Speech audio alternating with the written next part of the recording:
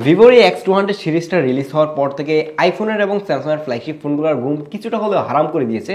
কারণ এইটা থেকে এরকম ক্যামেরা আউটপুট পাওয়া যাচ্ছিল যেটা দেখে অনেকেই বিশ্বাসই করতেছিল না যে এটা একটা ভিভোর ফোন। হ্যাঁ, আমরা জানি যে ভিভোর সস্তা ফোন বানায়, কিন্তু এই ফোনটা কিন্তু ভিভোর কোনো সস্তা ফোন না। এটা হচ্ছে ভিভোর ফ্ল্যাগশিপ লাইন আপ, ভিভোর X সিরিজ, এবং এটার দাম অলমোস্ট লাখ টাকা। এই X200 Pro মিনির প্রাইস অ্যারাউন্ড 80,000 টাকার মতো।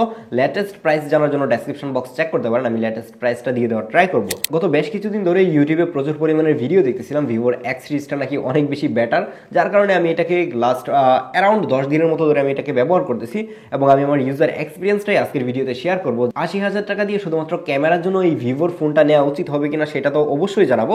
তার আগে আপনার জানা দরকার যে এই ফোন আসলে আপনি কোথায় কিনতে পাবেন। অবভিয়াসলি আপনি এটা MK মোবাইল পয়েন্টে পেয়ে যাবেন। আপনি যদি ভিভোর এই ফোন অথবা যে কোনো ফ্ল্যাগশিপ ফোন কিনতে চান, ইউজড ফোন কিনতে চান, তাহলে আপনাদের জন্য একটা ট্রাস্টেড শপ হতে পারে হচ্ছে MK mobile point. MK mobile পয়েন্টের ফিজিক্যাল শপ রয়েছে বসুন্ধরা সিটিতে। তাছাড়াও চাইলে বাংলাদেশের যে কোনো জায়গা থেকে কিন্তু আপনারা ক্যাশ অন ডেলিভারির মাধ্যমে তাদের কাছ থেকে যে কোনো প্রোডাক্ট কিন্তু খুব ইজিলি পারচেস করতে পারবেন। MK মোবাইল পয়েন্টের সকল কিছু ডিটেল থাকছে ডেসক্রিপশন বক্সে। নর্মালি এই সময় এসে প্রত্যেকটা ফ্ল্যাগশিপ ফোনের বক্সই কিন্তু একদমই স্লিম করে দেওয়া হচ্ছে। বক্সের ভিতরে কেবল ছাড়া কিন্তু আর কিছুই পাই নাই। সেই জায়গায় ভিভোর ফোনের আনবক্সিং এক্সপিরিয়েন্স ছিল একদমই এক্সট্রিম লেভেলের। কারণ দেখেন যে বক্সটা কত বড়, মনে হয় যে এটা একটা স্পেশাল ইউনিট, এবং ভিভো কিন্তু সবাইকে এই ধরনের বড় সড়ো একটা বক্স দিতেছে। তার থেকে বড় বিষয় হচ্ছে যে এই বক্সের মধ্যে আপনি একটা 90 ওয়াটের ফাস্ট চার্জার পেয়ে যাচ্ছেন। তার পাশাপাশিও কিন্তু আরো টুকটাক কিছু অ্যাক্সেসরিজ রয়েছে, সেগুলো নিয়ে আমরা আর এখন কথা না বাড়াই, কারণ এটা যেহেতু অনেকদিন হয়ে গেছে সবাই জানেন যে বক্সে কি থাকে। এটাকে এখন আমরা সাইডে ফেলে আমরা কথা বলি হচ্ছে ভিভো X200 Pro মিনি এই পিচি ফোনটা নিয়ে।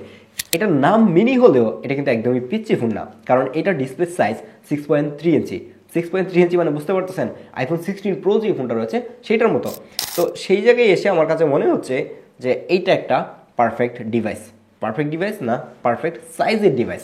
কারণ হচ্ছে যে এইটা আসলেই আপনার হাত যদি অনেক বেশি বড় হয়ে থাকে আপনি খুব ইজিলি ইউজ করতে পারবেন। আপনার হাত আমার মতো ছোটো হলেও এই ফোনটা ইজিলি আপনি ইউজ করতে পারবেন, কারণ এটা, হ্যাঁ অবশ্যই এটা একটা পারফেক্ট সাইজ। আমাদের মাথায় যখন মিনি নামটা আসে তখন আমাদের মাথায় চিন্তা আসে হচ্ছে আইফোনের যে মিনি লাইন আপটা ছিল হাতের মধ্যে, মানে একদম ফোনটাকে রেখে দেওয়া যায়, ওই মিনিটা। কিন্তু এই ভিভোর X200 Pro মিনিটা কিন্তু ওই মিনি না, এটা হচ্ছে যে আইফোনের প্রো সিরিজ যেটা রয়েছে সেম সাইজের কিন্তু এই ডিভাইসটা, যার কারণে এটা আমার কাছে পারফেক্ট সাইজ মনে হয়েছে। এই ফোনটা দেখতে এবং হাতে নিতে ছোটখাটো হলেও এর ক্যামেরা বাম্পটা দেখেন যে ফোনের মতোই মনে হচ্ছে।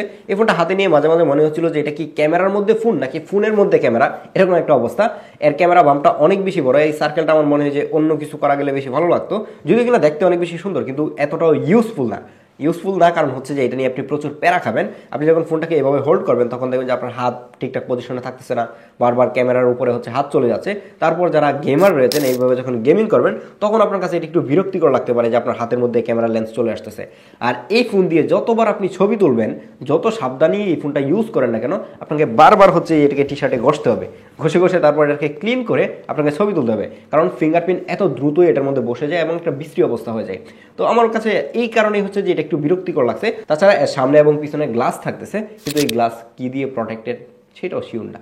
হ্যাঁ, ভিভোর একটা ফ্ল্যাগশিপ ফোন থেকে আমরা এটা কখনোই আশা করি না। আমরা অবশ্যই জানতে চাবো যে সামনে আর পিছনে হচ্ছে কি দিয়ে প্রোটেক্টেড করা হয়েছে। তাছাড়া যে ফ্রেমটা রয়েছে সেটা শিওর যে এটা অ্যালুমিনিয়াম, হ্যাঁ হাতে নিতে খুবই প্রিমিয়াম লাগে। এটা নিয়ে কারো কোনো ধরনের কমপ্লেন থাকবে না, কারণ এটা আবারও বলছি লাখ টাকার ফোন। আপনি যে কাউকে যদি এই ফোনের সামনে থেকে দেখান এবং আপনি বলেন যে এটা একটা ভিভোর ফোন, বিশ্বাস করতে তার একটু কষ্ট হবে। এর কারণ হচ্ছে এটা চারপাশের বেজেল এতটাই নেরো ছিল, হাতে ফোনটা নিলে মনে হচ্ছিল যে একটা ডিসপ্লে হাতে নিয়ে বসে আছি। আর এই ডিসপ্লেটা এত পরিমাণের ব্রাইট হচ্ছিল, একদমই ডিরেক্ট সানলাইটে দুপুরের সময় আমি এটাকে আউটডোরে ইউজ করে দেখছি, মানে দেখতে কোনো অবস্থাতেই প্যারা হয় নাই। সত্যি বলতে আমি এর আগে কখন বা কোন ফোন ইউজ করছি যে এত বেশি ব্রাইটনেস দিচ্ছে আমি কোনো অবস্থাতেই শিওর বলতে পারছি না। এটা আমার কাছে এতটাই ব্রাইট মনে হয়েছে। X200 Pro মিনিতে ডিসপ্লে হিসেবে পাচ্ছেন 6.31 ইঞ্চির একটা LTPO AMOLED ডিসপ্লে, যেখানে 1 বিলিয়ন কালার সাপোর্টের পাশাপাশি HDR10 এর সাপোর্ট পাচ্ছেন। আর এই ডিসপ্লেটার মধ্যে কিন্তু 120 হার্জের হায়ার রিফ্রেশ রেটও পাচ্ছেন। একটু আগে যেটা বলছিলাম যে এই ডিসপ্লেটা অনেক বেশি ব্রাইট ছিল, কারণ এটার মধ্যে 4500 নিটস পিক ব্রাইটনেস থাকতেছে। যদিও কিনা ওইটা যদি টেস্ট করতে যান পাবেন না, কিন্তু 4500 নিটস তারা যেটা ক্লেম করতেছে, আমি ডিরেক্ট সানলাইটে ইউজ করে যেটা বুঝলাম যে না সত্যি এই ডিসপ্লেটা অনেক বেশি ব্রাইট ছিল। ব্রাইটনেস নিয়ে কোনো অবস্থাতেই আপনি প্যারা খাবেন না। তার থেকে ভালো ব্যাপার হচ্ছে যে ডিরেক্ট সানলাইটে লং টাইম ইউজ করার পরেও দেখলাম যে এটার ব্রাইটনেস কমে যাওয়ার মতো যে ইস্যুগুলো রয়েছে সেটা এতটাও আমি ফেস করি নাই, কারণ এখন শীতের দিন হয়তো খুব বেশি একটা হিট হচ্ছিল না, যার কারণেই হতে পারে। কিন্তু গরমের দিনে কী হবে আই এম নট শিওর, কিন্তু এখন পর্যন্ত আমি ইউজ করে যেটা দেখলাম যে ব্রাইটনেস কোনো অবস্থায় কিন্তু এটা মানে ডাউন হচ্ছিল না। এই ডিসপ্লে চারপাশের বেজেলটা অনেক বেশি সিমেট্রিক্যাল লাগলেও আপনি যদি ভালো করে লক্ষ্য করেন তাহলে দেখবেন যে নিচের দিকের বেজেলটা একটু তুলনামূলকভাবে মোটা মনে হচ্ছে। হচ্ছে উপরের সাইড থেকে, তো যার কারণে দেখতে একটু কেমন কেমন জানি লাগে। আপনি যদি ভালো করে তাকান তাহলে এই বিষয়টা নোটিস করতে পারবেন। তাছাড়া আমার মনে হয় না যে খুব বেশি একটা চোখে পড়ার মতো এটা। একটা ফ্ল্যাগশিপ ফোন থেকে আমরা যেরকম ডিসপ্লে আশা করে থাকি ভিভো X200 Pro মিনিতেও ঠিক সেম ভাবেই কিন্তু আমরা একটা ফ্ল্যাগশিপ ডিসপ্লে পাইতেছি। এই ডিসপ্লে নিয়ে আই থিঙ্ক কারো কোনো ধরনের কমপ্লেন থাকার কথা না। এই ডিসপ্লে আপনি মুভি দেখেন কিংবা গেমিং করেন, ডিসপ্লে আমার কাছে মনে হয় যে হ্যাঁ সবাইকে স্যাটিসফাইড করবে, কারণ ডিসপ্লে নিয়ে কমপ্লেন করার মতো কোনো জায়গায় কিন্তু এই জায়গায় আপনাকে ভিভো দিচ্ছে না। একটা সময় ছিল যখন আমরা মিডিয়াটেককে মডার্ন টেক বলে চিনতাম এবং মডার্ন টেক ডাকতাম, কিন্তু সেই মডার্ন টেক কিন্তু এখন আর মডার্ন টেক নাই। এই ধরনের লাখ টাকার ফ্ল্যাগশিপ ফোনেও এখন মিডিয়াটেকের চিপসেট ইউজ করা হয়। এটার মধ্যে একটা মিডিয়াটেকের ফ্ল্যাগশিপ চিপসেট থাকছে, মিডিয়াটেক ডায়মন্ডসিটি 9400 3 ন্যানোমিটার আর্কিটেকচারে বিল্ড করা যে চিপটা রয়েছে সেইটা থাকতেছে। আর এটা ইউজ করে সত্যি বলতে আমি সারপ্রাইজড হলাম। প্রথমে ভাবছিলাম যে মিডিয়াটেকের চিপ এটা তো হয়তো গেমিং করতে গেলে গরম হয়ে যাবে, রেগুলার লাইফেও দুবদাব গরম হয়ে যাবে। তার উপরে হচ্ছে যে এটা একদমই কম্প্যাক্ট একটা ফোন, ছোটোখাটো ফোনগুলো একটু বেশি ওভারহিট হয়ে যায়। তো এই ফোনটা ইউজ করতে গেলে আমি দেখলাম যে কোনো অবস্থাতেই এটা গরম হচ্ছিল না। এমনটাও হতে পারে যে আমি এই ফোনটা যখন ইউজ করতেছি তখন প্রচুর পরিমাণে ঠান্ডা, যার কারণে এত বেশি হিট হচ্ছে না। গরমের সময় ইউজ করলে বোঝা যাবে যে কী অবস্থা। কিন্তু ঠান্ডার মধ্যেও এই ফোনটাকে আমি প্রচুর পরিমাণে প্রেশার দিচ্ছি, এটার উপরে অনেক অত্যাচার করছি, গেম খেলে দেখেছি যে কোনো অবস্থাতেই গরম হচ্ছিল না। মানে একটা ফোন নর্মালি যতটুকু গরম হওয়া দরকার ঠিক ততটুকুই হচ্ছিল, যে ওভারহিট হয়ে পারফরমেন্স ড্রপ করতেছে, কিংবা রেগুলার লাইফ ইউজ করতে গেলে দেখা যায় যে ওভারহিটের কারণে পারফরমেন্স একটু কমে গেছে, এরকম কোনো কিছু আমি ফেস করি নাই। তো যারা হেভি গেমার রয়েছেন তাদেরকেও বলবো যে এটা যদি আপনি গেমিংয়ের জন্য নিতে চান কোনো অবস্থাতেই প্যারা খাবেন না, আপনি যে কোনো ধরনের গেম কিন্তু এটাতে অনায়াসেই প্লে করতে পারবেন। বাই দ্য ওয়ে আরেকটা বিষয় আপনাদেরকে জানিয়ে রাখা দরকার যে আমার হাতে যে ইউনিটটা রয়েছে এটা একটা চাইনিজ ভেরিয়েন্ট, আর এটার মধ্যে কিন্তু ওএস হিসেবে থাকছে অরিজিন OS 5।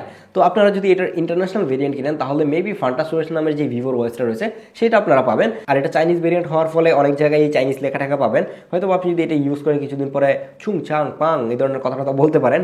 তো চাইনিজ ভেরিয়েন্ট কেনার আগে কিছু বিষয়ে আপনি সতর্ক থাকবেন, সেটা হচ্ছে যে এটার মধ্যে কিন্তু মেসেঞ্জারে যখন কল আসে তখন কল আপনি সাউন্ড শুনতে পাবেন, কিন্তু কলটা আপনার সামনে আসতেছে না, এরকম প্রবলেম ফেস করা লাগতেছিল। তাছাড়া হোয়াটসঅ্যাপের কল মাঝে মাঝে আসতেছে, মাঝে মাঝে আসতেছে না, নোটিফিকেশন মিস করতেছে, মেসেঞ্জারের নোটিফিকেশন ঠিকঠাক পাচ্ছিলাম না, এই ধরনের কিছুটা ঝামেলা হচ্ছিল। ম্যাক্সিমাম টাইম নোটিফিকেশন আসে মেসেঞ্জারে, কিন্তু মেসেঞ্জারের মোস্টলি হচ্ছে যে কলগুলো আমি পাচ্ছিলাম না। তো এটা নিয়ে আপনি প্যারা খাবেন। তাছাড়া যখন আপনি ফোনটাকে বুট করবেন প্রচুর পরিমাণে ব্লুটুথে দেখতে পারবেন চাইনিজ অ্যাপে একদম ভরপুর। তো ওইগুলোকে আপনি যদি প্রথম অবস্থায় আনইনস্টল করে নেন তাহলে ঠিকঠাক মতো চালাতে পারবেন। কিন্তু আমার মাথায় যেটা আসতেছে যে একটা লাখ টাকা দিয়ে ফোন কিনে আমি কেন প্যারা নিব, কেন মানুষজন কল দিলে আমি মেসেঞ্জার অ্যাপের ভিতর ঢুকে আমি কল রিসিভ করবো, তো এই প্যারা তো আমি কোনো অবস্থাতেই নিব না। তো যারা ভিভো X200 Pro মিনি কিংবা X সিরিজের যে ফোনগুলোই কিনতে যাচ্ছেন আমি অবশ্যই বলবো যে আপনারা ইন্টারন্যাশনাল ভেরিয়েন্টগুলো কিনেন, তাহলে অ্যাটলিস্ট এই ধরনের যে প্যারাগুলো রয়েছে সেগুলো থেকে আপনারা মানে মুক্তি পাবেন। তাছাড়া এটার যে ফান্টাস ওএস রয়েছে সেটাও খুবই মানে ইউজার ফ্রেন্ডলি ছিল, এটা আমি ইউজ করে সত্যি বলতে এনজয় করেছি, কারণ এর আগে আমি ফান্টাস ওএস ওইভাবে ইউজ করি নাই। এই ওএসটা আমার কাছে সত্যি বলতে ভালোই লেগেছে, খুব একটা খারাপ লাগে না। এই যে কিছু টুকটাক নোটিফিকেশন ইস্যু যেগুলো রয়েছে সেগুলোর কারণে একটু বিরক্ত হয়েছি, তাছাড়া ওভারঅল এটা ভালোই ছিল। এখন কথা বলা যাক এই ফোনের মোস্ট ইম্পর্টেন্ট পার্ট, আর হচ্ছে এই X সিরিজটা বা X200 সিরিজটা জনপ্রিয় হওয়ার অন্যতম কারণ হচ্ছে এটার ক্যামেরা।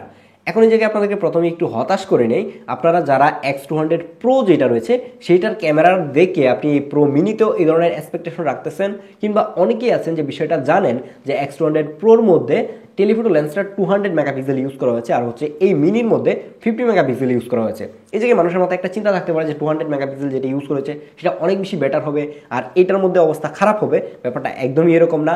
এইটার ডিফারেন্সটা বলতে পারেন যে 17, 20, 18, 19 এরকম বলতে পারেন, মানে আহামরি ডিফারেন্স আপনি খুঁজে পাবেন না। এই X200 Pro মিনির ব্যাক সাইডে 3টা 50 মেগাপিক্সেলের ক্যামেরা থাকতেছে। এর মেইন লেন্সের ছবিগুলো খুবই শার্প এবং ডিটেল ছিল, কালারগুলো খুবই একুরেট ছিল, যদিও এখানে একটু বুস্টেড কালার দেয়। তাছাড়া এটার মধ্যে অনেকগুলো কালার স্টাইল রয়েছে, জাইসের সাথে যেহেতু কোলাবোরেশন করছে। হ্যাঁ, এই বিষয়টা বলতে ভুলেই গেলাম যে এর লেন্সগুলো জাইসের সাথে কোলাবোরেশন করা, তো যার কারণে এটার মধ্যে অনেকগুলো স্টাইল পাবেন যে আপনি আপনার ইচ্ছা মতো করে কালার সেট করতে পারবেন। তো যারা ন্যাচারাল ছবি তুলতে চান তারাও কিন্তু জায়াস ন্যাচারাল নামে যে অপশনটা রয়েছে সেটা সিলেক্ট করে দিয়ে আপনারা কিন্তু চাইলে ন্যাচারাল ছবি তুলতে পারবেন। এর প্রত্যেকটা লেন্সের ছবি ডাইনামিক রেঞ্জও খুবই ভালো ছিল। শার্পনেসের কথা কি বলবো, যে একদমই মানে চোখে যা দেখতেছিলাম তাই মনে হচ্ছিল যে তুলতেছে এরকম একটা অবস্থা। কিন্তু এই ফোনের স্পেশালিটি যেটা মানে আমার কাছে যেটা স্পেশাল মনে হয়েছে কিংবা যেটার কারণে একটু বেশি জনপ্রিয় হয়েছে সেটা হচ্ছে এটা টেলিফোটো লেন্স, আর হচ্ছে টেলিফোটো লেন্স দিয়ে তোলা পোর্ট্রেটগুলো। টেলিফোটো লেন্সটা কিন্তু একটা 3x অপটিক্যাল লেন্স, কিন্তু এটা দিয়ে চাইলে আপনি 100x পর্যন্ত জুম করতে পারবেন যদি কিনা ওটা ডিজিটালি জুম হয়। কিন্তু আমি দেখলাম যে 50% কিংবা 60% পর্যন্ত এটার জুম ঠিকঠাক কাজ করে। ঠিকঠাক কাজ করে বলতে মানে ইউজফুল ছবি তোলা যায়, কিন্তু এরপরে যখন চলে যায় তখন মানে অনেক বেশি মানে শেকি হয়ে যায় বা দেখা যায় যে ফ্রেমিং করতে কষ্ট হয়ে যায় কিংবা ডিটেল থাকে না। তো এই ধরনের প্যারা খাবেন, যেহেতু এটা একটা 3x লেন্স আপনি মানে 100% জুমের যেই ফিচারটা সেটা খুব বেশি একটা মানে আউটপুট আপনি ভালো পাবেন না, কিন্তু 50x কিংবা 60x পর্যন্ত খুবই ভালো আউটপুট আউটপুট এটা থেকে কিন্তু আপনি পেয়ে যাবেন। তাছাড়াও এই ফোনের ক্যামেরা অ্যাপে যখন আপনি যাবেন তখন 1x এ যখন আপনি ক্লিক করবেন তখন দেখতে পারবেন যে এই জায়গায় অনেকগুলো ফোকাল লেন্থ, 2x এ যখন ক্লিক করবেন তখন আপনি এই জায়গায় অনেকগুলো ফোকাল লেন্থ পাবেন এবং প্রত্যেকটা ফোকাল লেন্থেই খুবই ভালো ভালো ছবি তোলা যাচ্ছিল। এবং যারা ফটোগ্রাফি নিয়ে সিরিয়াস মানে ভালোভাবে ফটোগ্রাফি করতে চান, আমার কাছে মনে হয় যে এই ফোনের যে ক্যামেরার ডিফল্ট অ্যাপটা রয়েছে সেটাকে আপনি যদি ভালোভাবে ইউজ করতে পারেন এই জায়গা থেকে আপনি অনেক ভালো ভালো আউটপুট নিয়ে আসতে পারবেন। একটু আগে যেটা বলছিলাম যে এর পোর্ট্রেট ক্যামেরাটাই হচ্ছে এই ফোনের স্পেশালিটি এবং জনপ্রিয় হওয়ার আরেকটা কারণও বলতে পারেন যে এই ফোন দিয়ে তোলা পোর্ট্রেট ছবিগুলো। X200 Pro যে ফোনটা রয়েছে সেটাতে যেহেতু টেলিফোটো লেন্সটা 200 মেগাপিক্সেল ইউজ করা হয়েছে সেটাতে বেটার আসবে একটু, এটাই স্বাভাবিক। কিন্তু এটাতে 50 মেগাপিক্সেল ইউজ করা হয়েছে আর মানে এটা যে অনেক বেশি খারাপ আসবে ব্যাপারটা কিন্তু এরকম না। এইটার ছবিগুলো জাস্ট আপনি দেখেন তাহলে বুঝতে পারবেন যে এটা কোন লেভেলের ভালো ছবি তুলতে পারে। এই ফোনের ক্যামেরা অ্যাপে ঢুকে যদি আপনি পোর্ট্রেট মোডে যান তাহলে আপনি 5টা ফোকাল লেন্থ পেয়ে যাবেন, 23 মিলিমিটার, 35 মিলিমিটার, 50 মিলিমিটার, 85 মিলিমিটার এবং 100 মিলিমিটার। যার কারণে যার যেই ফোকাল লেন্থ দরকার হয় তাহলে কিন্তু সেই ফোকাল লেন্থেই আপনি ছবি তুলতে পারতেছেন। কিন্তু যখন আমরা একটা পোর্ট্রেট ছবি তুলতে যাই এটার ফোকাল লেন্থ যত বেশি হবে ছবিটা দেখতে অনেক বেশি সুন্দর লাগবে। যার কারণে আমি ম্যাক্সিমাম টাইমই 35 মিলিমিটার এবং 85 মিলিমিটার আর হচ্ছে 100 মিলিমিটারে এটার পোর্ট্রেট তুলেছি। আমার কাছে পার্সোনালি অনেক বেশি ভালো লাগছে হচ্ছে 85 মিলিমিটারের যে পোর্ট্রেটগুলো রয়েছে সেগুলা, কারণ সেগুলোর ব্লারিনেসটা এত বেশি জোস ছিল আর এটা দেখতে কিংবা এটার এইচডি টেক যেটা রয়েছে সেটা সত্যি বলতে মানে এক্সট্রিম লেভেলের ছিল।